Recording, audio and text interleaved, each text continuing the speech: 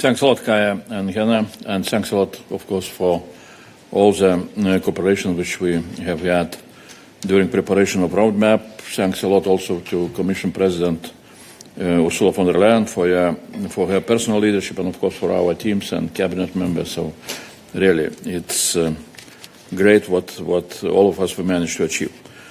In my view, roadmap is what I would call a revolutionary strategic architectural plan of the major European Union building exercise to build European Defence Readiness 2030. It's like building European Defence Dome for peace. If you want peace, prepare for defence and deterrence. Commission President Ursula von der Leyen 2 days ago have said, it is, I quote, "It is imperative that when it comes to our own defence posture, we are coordinated, we are precise, and we are fast." End of quote. That is, in my view, what roadmap is about, how to be coordinated, to be precise, and to be fast. Definitely it demands mobilisation of all the efforts and all the available finances at national and on EU level. The roadmap indicates, like Vice President Hanna Virkkunen have said, roadmap indicates Europeans are going to invest till 2035 6.8 trillion euros. Into real defence, as usually around 50%, which means 3.4 trillion euros. It is a real big bang in defence finances, mainly based on national defence spending, which will be more or less 100 times bigger than EU defence spending in next MFF. We want to achieve defence readiness before 2030. Why? Because of Putin's plans. And we need to deter aggression, prevent war, preserve peace, and that is what roadmap is about.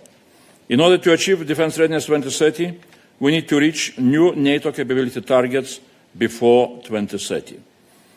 From public information, we can guess that now we are at the level of only 50% of those targets.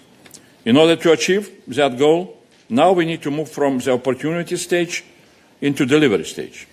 Until now, we were creating opportunities, financial, industrial policy, legal, simplification opportunities for member states to start to develop their capabilities.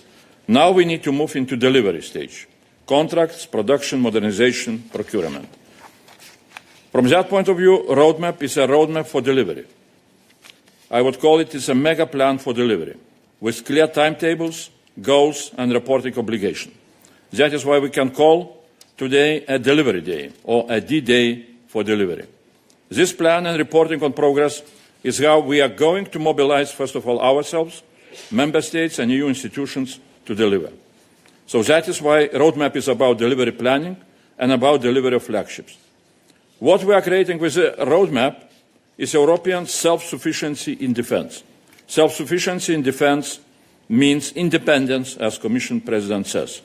Self-sufficiency means our own capacity to produce enough, our own capacity to modernise defence production, and our capacity to finance European production and growth of European defence industry. Flagships are an exercise to implement pan-European defence projects.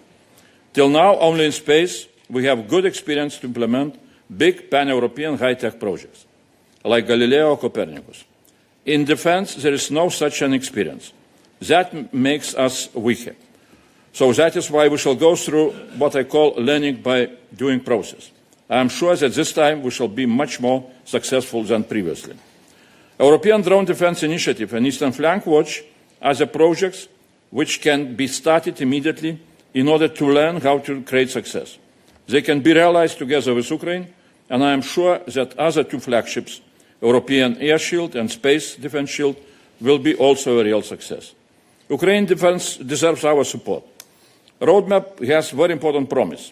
Reparation law to be realised before the end of 2025. And Ukraine is ready to help us with its know-how and battle-tested experience. We are building European Defence Dome together. In building the European Defence Dome, we need to overcome fragmentation of European defence industry, and we need to spend taxpayers' money in the most effective way in order to strengthen European defence industry. As an example, incentivization for joint procurement can cut prices for defence production by 30%. The plan is to increase joint procurement from 20% to 40% by the end of 2027. Taking into account all defence investment up to 2035, it can save up to 200 billion euros for national governments and taxpayers.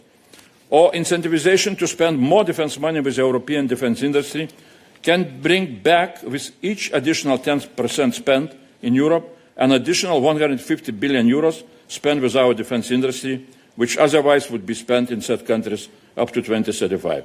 Now, I would like to remind, we are spending only around 40% in Europe, and we want to increase this up to 55%. So there are also very ambitious goals on military mobility and single market in defence equipment, which are crucial for development of military readiness. And in conclusion, implementation of the roadmap is giving a very heavy tasks and mandate to Commission, other EU institutions and Member States, which will demand huge efforts on our side to deliver. And I am sure that we shall deliver Defence Readiness 2030.